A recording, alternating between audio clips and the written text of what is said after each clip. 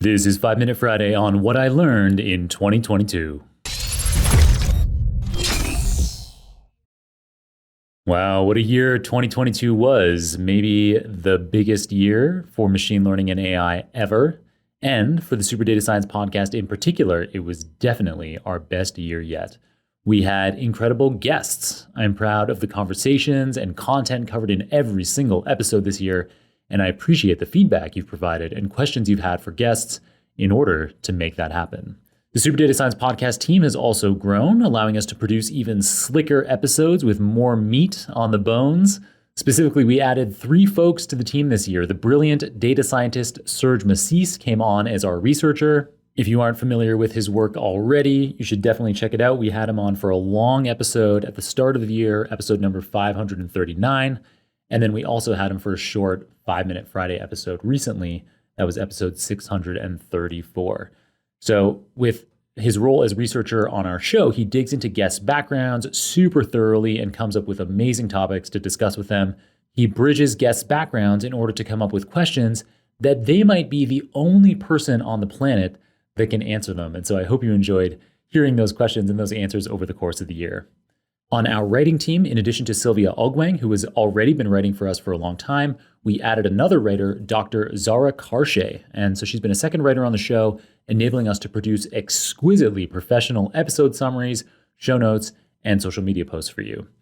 And the third person that we added to our team this year is the indefatigable Natalie Jaisky. She joined me full-time as my operations manager to keep all of my plates spinning across the podcast and my other professional commitments.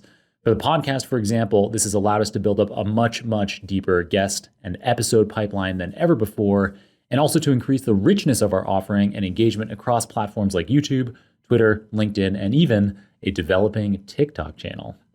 So with incredible guests and incredible new team members, it's perhaps unsurprising that the show has continued to enjoy tremendous growth.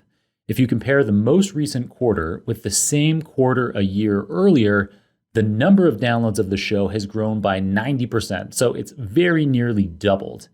Individual guest episodes now conservatively garner at least 35,000 listens. So thank you for listening, for watching, for engaging, and for letting your friends and colleagues know about the Super Data Science podcast. We put our heart and soul into all 104 episodes each year, and we do it for you. It means a ton to us that you commit some of your valuable attention each week to the program. Thanks again. It's truly the great honor of my life so far to serve you on this show. All right, so that gives you an update on what we've been doing with the show over the past year. And now to cap off 2022, like I did to cap off 2021, for today's episode, I'll cover the 5 big lessons that I learned over the course of the year. Namely, I can't do everything at once. Orders of magnitude more parameters produce unbelievable AI models. The 24-hour news cycle is exhausting and unsatisfying. Working in person is way more fun. And logging nutrition is effective and paradoxically liberating. So we'll go through those 5 one by one, starting with the first one, I can't do everything at once. So I already went through, to kick off this episode, the tremendous success we've had with the Super Data Science podcast. In addition to that, my machine learning company Nebula also launched its first product into a private beta in the autumn, in the Northern Hemisphere autumn, so just a couple of months ago. And I mean, that's a lot, but there's lots of other things that I hoped to do this year. So things that I started doing at the beginning of the year and that I had been doing in previous years. So this includes one of the things that I regret the most is that I wasn't able to keep up this year with my weekly updates to my YouTube channel and the corresponding Udemy course. So starting a couple of years ago, I started publishing video tutorials on my YouTube channel. And after getting a kind of a rhythm to it, I was able to do it at a weekly cadence for over a year, maybe 18 months, maybe 2 years. I can't remember exactly. And all that YouTube content, it's mostly on math topics, specifically geared towards machine learning. So things like linear algebra, calculus, probability theory, and everything that goes on that YouTube channel, we also put into a Udemy course. And that Udemy course, it's got everything that's on YouTube, But in addition, it has full solution walkthroughs that aren't available on YouTube. So that's the only difference. You get all of the teaching content on YouTube or Udemy. But if you want these math for machine learning solution walkthroughs, it's just my Udemy course that has that stuff. Anyway, the Udemy course has been doing incredible. It has over 100,000 students, which is crazy to me.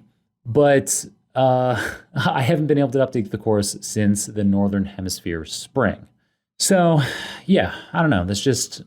It's disappointing. I get lots of students reaching out, lots of people commenting on YouTube videos, lots of people adding me on LinkedIn and saying, when's there going to be a new video on YouTube or in the Udemy course? And I keep saying I hope it's going to be a couple months.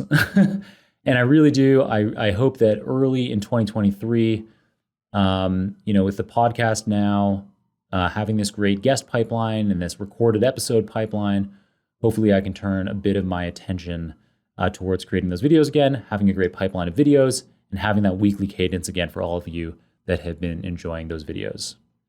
Another thing that I haven't been able to make progress on is the corresponding book.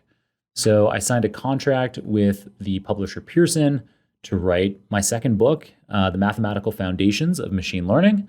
And so this will specifically cover the linear algebra and the calculus content that I cover in my YouTube channel or in the Udemy course, but made into a book format. And I'm so excited to get started on that because writing a book, it really forces you to get super deep into understanding the content in a way that I think even creating video tutorial content, I don't get quite as deep on.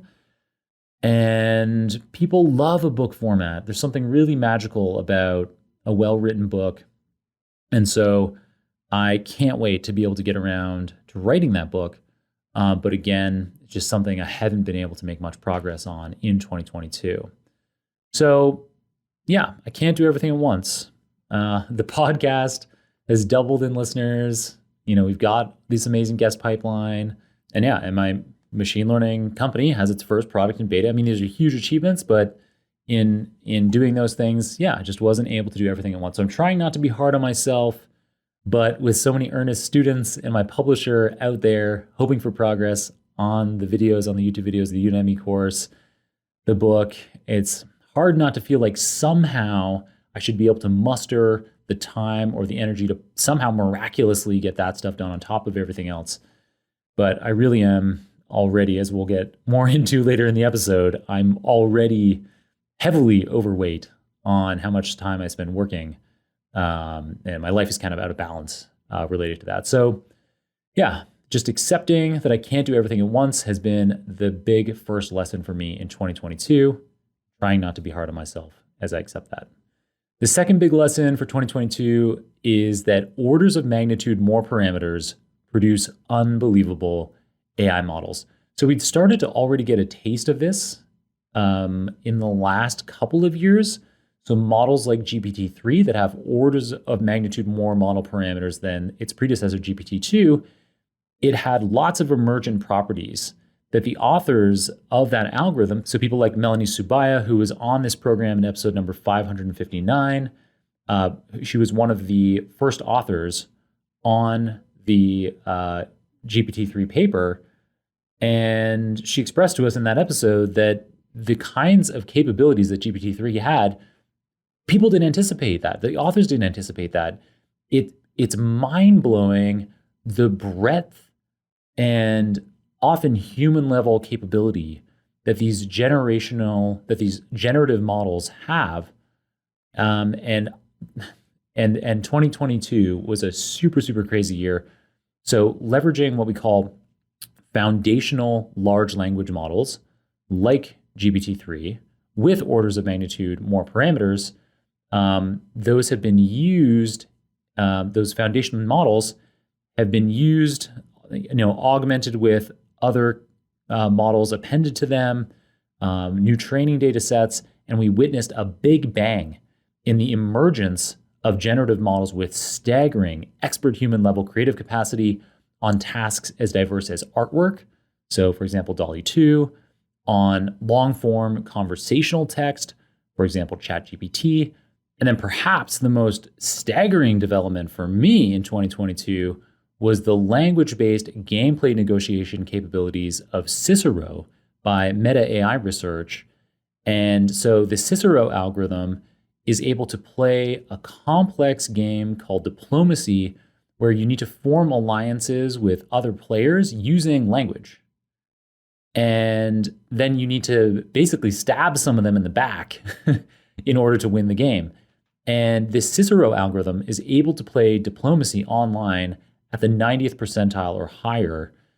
That's really mind-blowing to me. And I'm delighted to announce that I actually just found out. It might be a little while, at least a few weeks before the episode is live, but I just got email confirmation from one of the engineering managers working on Cicero that he'll come and do an episode in early 2023 to break down this huge achievement. But in the meantime, if you can't wait to hear about that huge achievement, you can go back and check out episode number 569 with Dr. Noam Brown. He talks about lots of different gameplay AI algorithms. His particular focus historically was poker. So that's talked about a lot in episode number 569. But in addition, he is one of the key people on Cicero. And so if you go to any of the Meta blog posts about Cicero, Noam Brown is one of the talking heads explaining how that algorithm works. So you can check that out for now. And then, we'll have another Meta engineering manager come in early 2023 and talk about, specifically now that the Cicero's paper is out, he'll be able to dig into a lot of the detail there for us on air. So super cool. So I think that this kind of thing is going to continue. These unbelievable AI models, I mean it when I say that 2022 was probably the most extraordinary year for AI ever. There were other important years like 2012 when we saw the emergence of deep learning, period. Specific applications like the AlexNet architecture out of Jeff Hinton's lab at the University of Toronto. And that was big, but that was like one specific, relatively narrow application. And it showed how important deep learning is. But now 10 years later, in 2022, we have these huge, huge, huge foundational large language models that are capable of so many human-level capability generative tasks.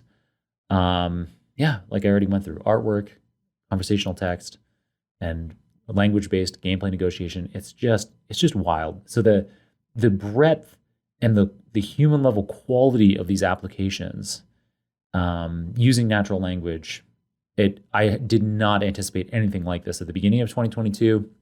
And so I'm holding my breath for what will happen in 2023 with the release of next generation large language models like GPT-4, which is rumored to be released early in the year, maybe February. And so with that, you can expect existing human-level generative capabilities that we saw this year to become markedly more refined and even more realistic and human-like. And we'll see probably new human-level generative capabilities emerge that we didn't anticipate. We've got more coming up on that in the very next episode number 641, when we go into 2023 data science trends with the brilliant Sadie St. Lawrence. So plenty more coming up on how wild it is when we add more parameters, orders of magnitude more parameters into AI models. All right, so that was my second lesson of the year. The third lesson for me was that the 24-hour news cycle is exhausting and unsatisfying. So when the COVID pandemic hit, I went from being somebody who only read the news in the physical Economist newspaper that would arrive at my doorstep once a week. So once a week, I'd get this physical magazine and I would read through it, often from beginning to end. And so I'd get a lot of depth on stories. When the COVID pandemic hit, I was like, what in the world is going on? And I was glued to the news on my phone and looking at rates of COVID transmission and testing and just trying to understand how this was going to change the world and the economy and my businesses and how I needed to adapt. And so, it just became glued to the news during the COVID pandemic. And just as the pandemic was coming to an end, Russia invades Ukraine. And that to me, again, I was just glued to the news cycle. I was like, what is going on? I didn't expect war in the West in my lifetime. I thought that was something that just wouldn't happen. I think maybe even my parents' generation, they never saw war like at this kind of level in the West. And yeah, so it just, the shock of that, I've been since absorbed in the 24-hour news cycle since. So COVID pandemic, right into that war. And I'm just left exhausted by constantly, when I have a break, or, I'm on the subway, my default is to go check the news. What's the latest?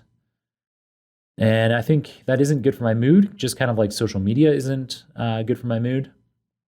And it kind of leaves me feeling fatigued. So in 2023, I hope to be able to shake my addiction to the 24-hour news cycle and get back to what I was doing before, just reading the paper Economist that comes once a week.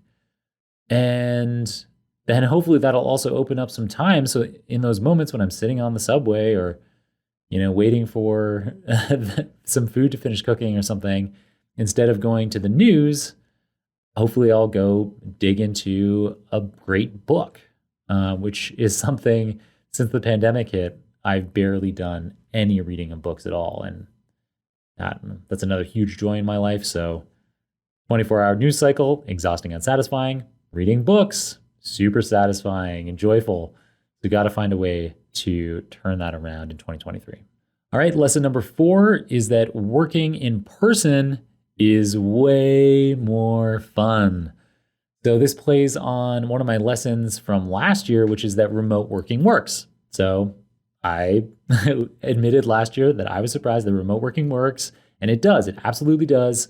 I'm still blown away at how efficient my machine learning company is largely being remote. The Super Data Science podcast also, except for Natalie and me working together most days, everyone else is remote all around the world. So people like Ivana, our podcast manager, or Kirill, who founded the Super Data Science podcast, I interact with these people more days than I don't, and I've never met them in real life.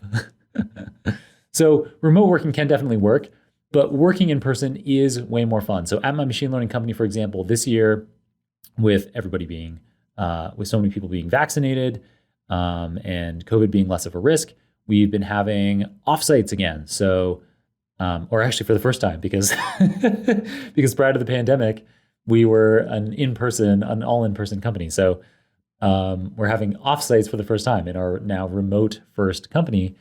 And so that includes things like social activities with other data scientists on my team.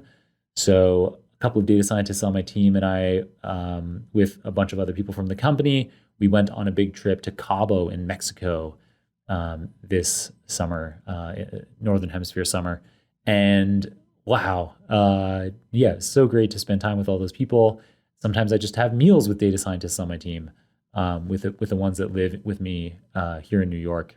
And then, as I just mentioned, Natalie, who's that full-time hire that I mentioned at the top of the episode, my operations manager, we're in person most days. And that is such a treat. Like, just being able to have a bit of banter, a bit of laughter. It isn't the same for me, at least, over Zoom. It doesn't have the same positive impact on my mood. And so, working in person is way more fun. That's my 4th lesson.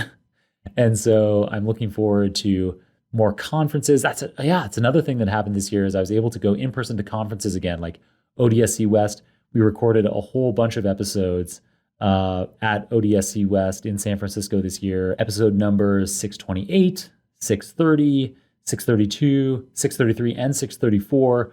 All of those were recorded at ODSC West, and it was so much fun. Also recorded a bunch of episodes in person at my apartment or on stage at other conferences this year. So that Noam Brown episode that I mentioned earlier, that was episode number 569. We recorded that at MLConf in New York. And we also did an amazing episode with Hillary Mason, episode number 589 at the R conference in New York. So just being able to get out there and see people in person at conferences or working with people in person. It's really, I don't know, for me personally, it's brought a lot of fun and joy back into working life for me. And critically, it's also meant that I'm more excited than ever to do work and tackle problems in a way that, at least, yeah, with Zoom meetings, it isn't for me the same. And, that isn't to say that, I still stand by my lesson from last year that remote working absolutely works. And there are huge advantages to remote working that I talked about a year ago.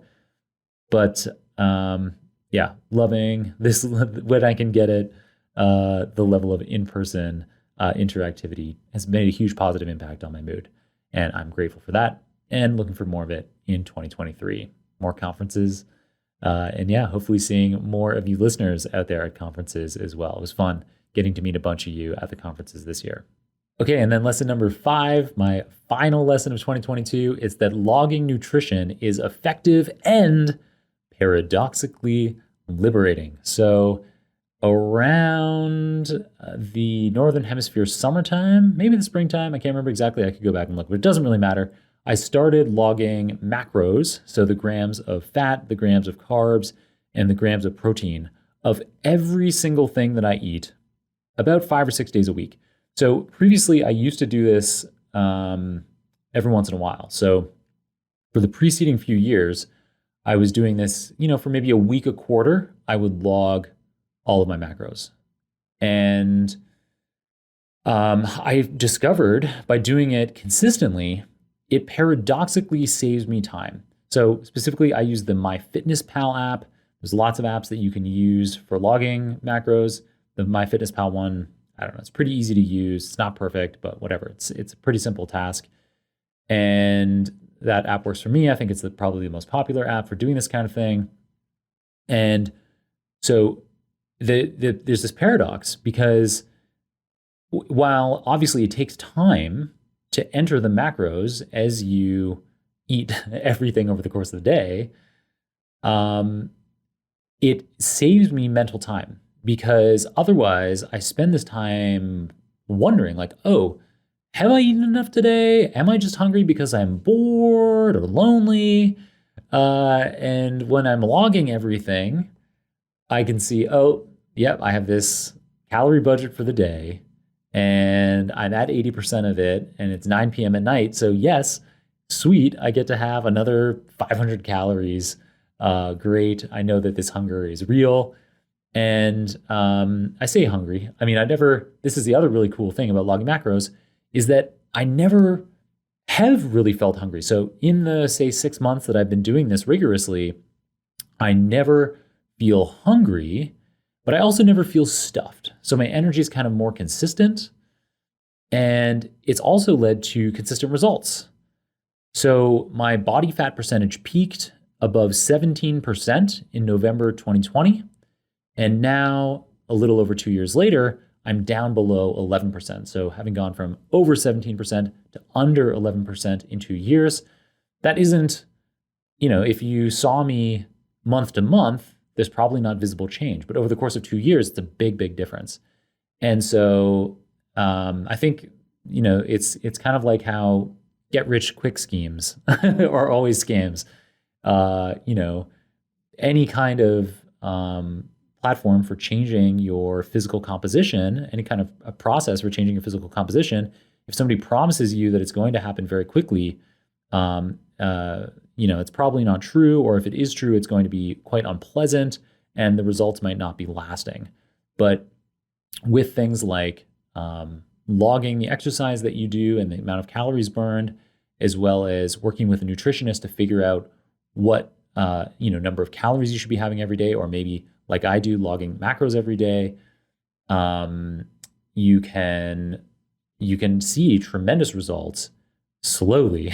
But I think that those will also then be lasting results. And this show, I'm not a medical professional, so hedging everything that I've just said with that, but I hopefully that sounds like reasonably sound advice from somebody who isn't licensed to give it. And yeah, I mean, so that Logging nutrition has not only been time saving for me mentally, for my attention, and not only led to this decrease in body fat percentage, but it's also meant that combined with consistently going to the gym 5 to 6 times a week over the last year and a serious commitment to mobility, that's been a big thing for me. So as a relatively big person, mobility can be an issue and can be liable to injuries, but I've been using an app called Pliability at least 6 days a week to just stretch out my whole body. It's Pliability has it's a yin yoga platform targeted at athletes, originally specifically targeted at CrossFit athletes. And so between lifting consistently, going to the gym consistently 5 to 6 days a week, eating well, and having this commitment to mobility, and then also just in the last few months, getting involved in team CrossFit competitions. So having teammates that I don't want to let down, including actually Natalie, my operations manager, is one of my teammates that I've had. And so being in competitions with the team, wanting to be ready for those competitions, and then working out with teammates, it's just made working out so much fun. It's been easy to stay consistent, to push yourself a bit. Studies show that whether it's running or weightlifting or whatever, if you do it with other people, you will do it for longer, not only in the individual workout, but also in terms of commitment to that sport. So as a result of all those factors, nutrition, weightlifting consistency, mobility commitment, and working together with other people at weightlifting, I've had a crazy, crazy year for personal records. So smashed records in all the key power lifts, deadlift, back squat, front squat, bench press. In Olympic lifts, I had enormous PRs this year on the clean, the jerk, the snatch, on classic CrossFit workouts like Grace and Fran, and also just speed things like a 400-meter run. So peaking on all those things because of the consistency. It's simple. It's like color by numbers. So anything related to your physical fitness or health, nutrition, it's all about being consistent, and everybody knows that it's hard to be consistent, but I do also have frameworks to help out with that. So you can check back to episode number 538 when I talk about habit tracking. And so that can be a key to developing the habits that you want, around whether it's fitness related or profession related or personal life related, whatever. All right, so that's it. Those are my 5 lessons for 2022. I can't do everything at once. Orders of magnitude more parameters produce unbelievable AI models. The 24-hour news cycle is exhausting and unsatisfying. Working in person is way more fun. And logging nutrition is effective and paradoxically liberating. I'd like to highlight, though, that there's one big lesson that I did not learn in 2022. I kind of already alluded to this already. So in 2021, one of my 5 lessons was all work, no play makes Jon a dull boy. And yeah, I'm still pretty dull. Not a lot of play. So despite getting way better at delegating in 2022, I didn't really learn how to work less. So demands at my machine learning company Nebula, as well as at the SuperDataScience podcast, scaled up dramatically, meaning that even though I wasn't able to do things like continue on my YouTube videos, the Udemy course, my book, I've been working just as much as ever. And so while I've had a tiny, tiny, tiny amount of travel and time with family and friends this year, it's not been nearly enough. I mean, this is no way to live. It isn't a life. It's productive. And I absolutely love seeing the results, the fruits of these labors, and being able to create a podcast in particular for all of you folks. But this is no way to live a life. So many weeks in the year went by with no social activities except at the gym or the bit of banter at work that I now have with people in person. Little time in 2022 for personal development, playing musical instruments, which I love, enjoying the arts. I barely do that ever, despite loving it so much. And I already talked about how, reading for leisure is something that I really enjoy. And yeah, since the pandemic hit, I've read 1 book. Specifically, that book is 4,000 Weeks. So you can hear me talk about that book in episode number 606 this year.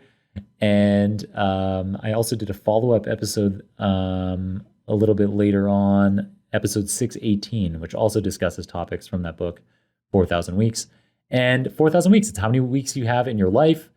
And I read it because it seems so perfect. It's about, you have a limited lifespan, you're mortal.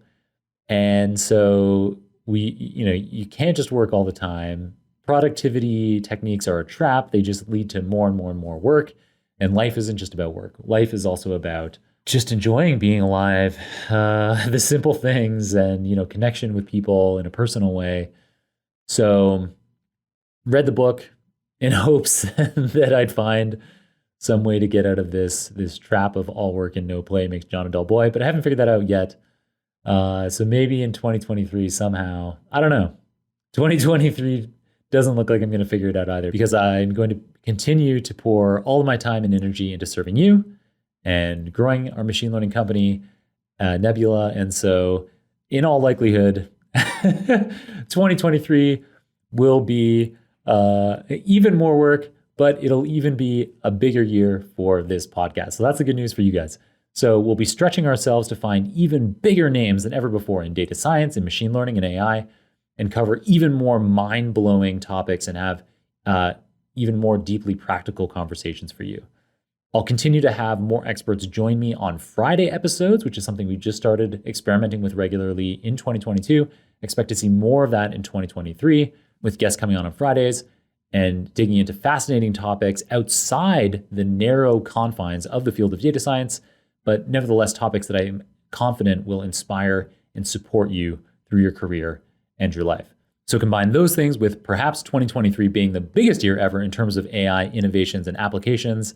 We're surely in for an exciting year.